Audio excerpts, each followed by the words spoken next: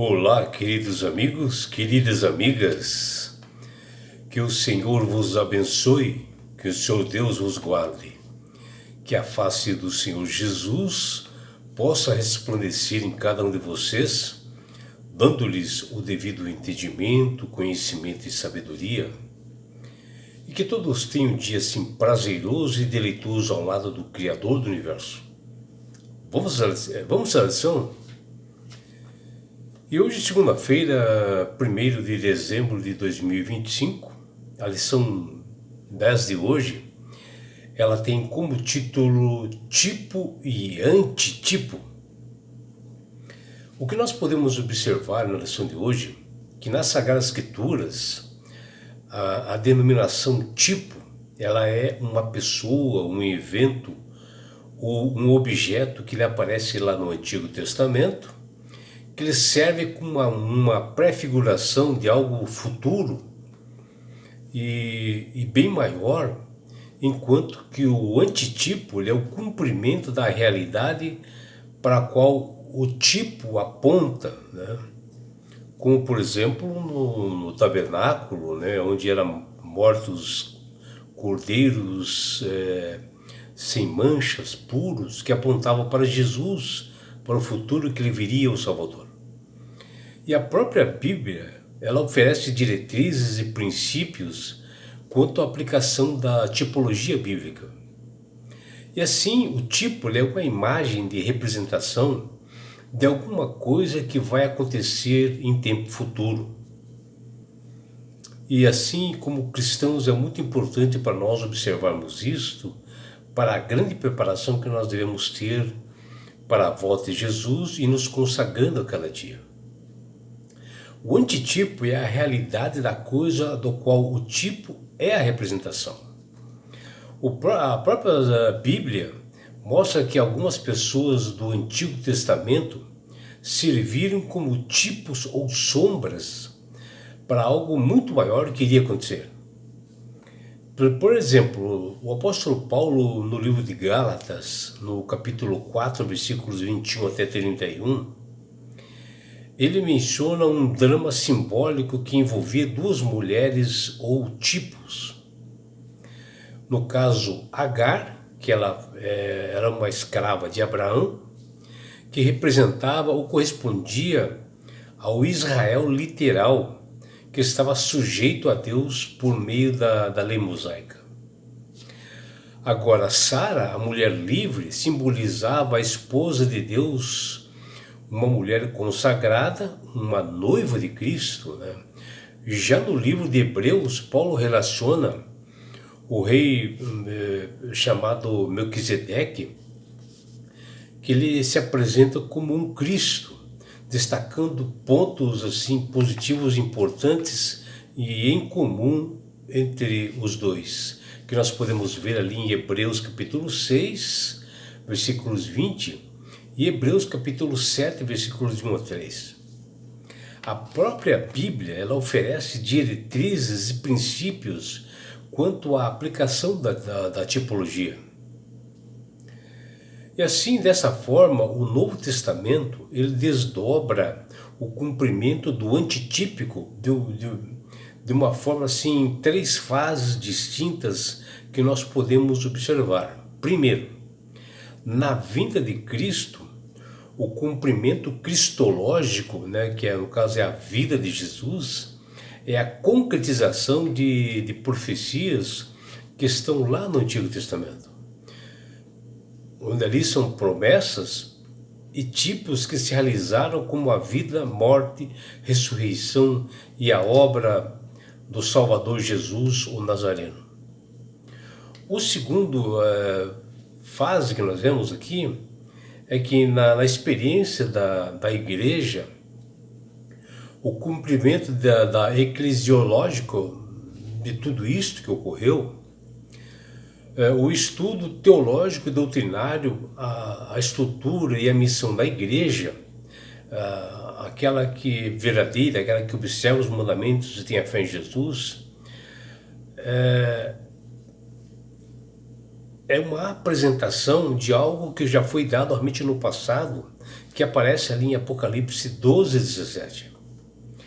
E a terceira fase diz lá que no fim dos tempos, o cumprimento escatológico, né? Ou seja, a realização das últimas profecias nos eventos finais, antes da segunda vinda de Cristo, ela é uma interpretação dessas profecias finais e que é uma fase importante realmente para nós como cristãos. E nos livros do Antigo Testamento aparecem três tipos importantes, como a nação de Israel, o Êxodo e o santuário. A nação de Israel, como ponto assim importante, ela é geralmente entendido como um tipo de prefiguração e a igreja hoje ela é como o Israel espiritual, que inclui todos os povos que aceitaram Jesus como Salvador. É o cumprimento de uma realidade muito maior, que ela possui três fases, né, dentro do povo de Israel. A cristológica, né, que Mateus fala lá em 2,15, onde Cristo ele é o verdadeiro Israel. A fase eclesiológica de Israel, que aparece lá em Gálatas 6,16, que é a igreja de Deus, a igreja verdadeira. Existe a fase escatológica de Israel, que aparece lá em Apocalipse 7, versículos 4 a 8 e 14, onde Israel ela representa aqueles 144 mil pessoas, os salvos em Cristo, que João vê lá no trono do céu, em sua visão ali em Patmos, na Grécia, que observa nas mansões celestiais diante do trono de Deus. E já o Êxodo, né, na fase assim, cristológica, onde os eventos que acontecem aqui prefiguram as realidades espirituais e messiânicas, né, apontando realmente para a vinda do Salvador. No caso são fatos assim, plenos, verdadeiros, ou seja, a vinda do Salvador como libertador, que nós podemos comprovar isto no Novo Testamento através do livro de Mateus, capítulo 2, versículo 19 até 21. E o Êxodo, fase eclesiológica, que Paulo fala lá em 2 Coríntios 6,17, é a igreja saindo do mundo, né? Ela fugindo dessa Babilônia que se encontra, dessas doutrinas falsas, né? É esta fase que realmente Paulo menciona aqui em 2 Coríntios 6. E Êxodo, fase escatológica, que aparece lá em Apocalipse 18,4, é o êxodo assim, do fim dos tempos, né? A saída do povo do mal e procurando a verdade, procurando a salvação através da verdade deixada por Cristo para nós. É o cumprimento das profecias finais, as coisas que aconteceriam no mundo, né, antes da volta de Jesus, e que essas pessoas, ao enxergarem isto, elas se voltam para o braço de amor de Jesus e abraçam a igreja verdadeira. Já o santuário, que é uma fase assim cristológica, que foi construído lá conforme modelo que foi dado para Deus, ela aponta para o futuro, que está lá em João capítulo 1, 14, João capítulo 2, versículo 21, e Mateus 26, 61. Cristo, como uma outra fase, Cristo aparece também como templo. Ele foi construído no passado para que o Senhor fosse adorado, exaltado e honrado pelo seu povo. Por isso que o santuário realmente é importante também, porque ele já apontava isto, né? Como Deus criador do universo, e que as pessoas realmente o adorassem em espírito e em verdade. E na fase eclesiológica do santuário, que aparece lá em 1 Coríntios 3, versículos 16 e 17, e também em 2 Coríntios 6,16, o templo é dito como a morada de Deus, porque o próprio Deus pediu para que fosse construído o tabernáculo terreno, para que ele habitasse no meio do povo. E era ele, Deus, que pede para habitar no meio, né? Ou seja, Deus queria ficar mais próximo à mente do ser humano.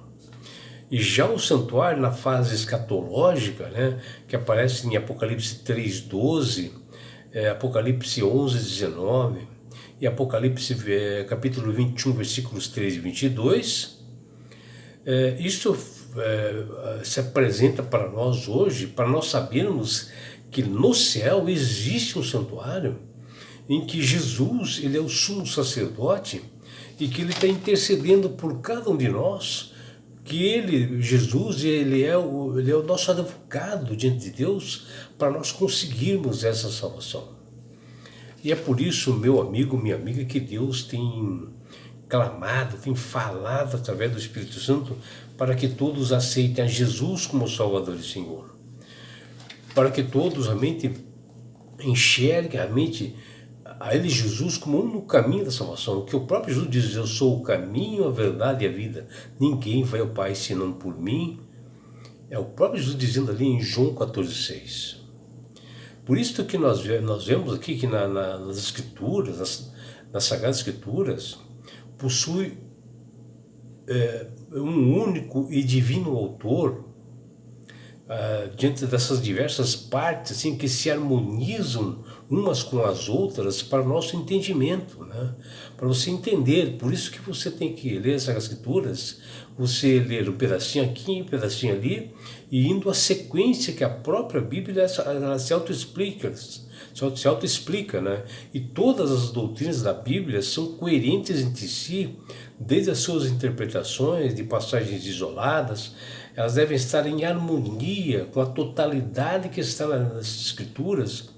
E ela ensina sobre esse assunto da tipologia, do tipo e do antitipo. E que você, meu amigo, possa se interessar por isto, estudando as Sagradas Escrituras, vendo que as mensagens que Deus deu lá no passado, no Antigo Testamento, elas apontam aqui para o futuro nosso, hoje que está no Novo Testamento, para a nossa salvação, para nós termos esse entendimento. Que você, meu amigo e minha amiga, tenha realmente um dia bastante feliz ao lado do Criador do Universo. É o que te deseja seu amigo João Carlos Amorim.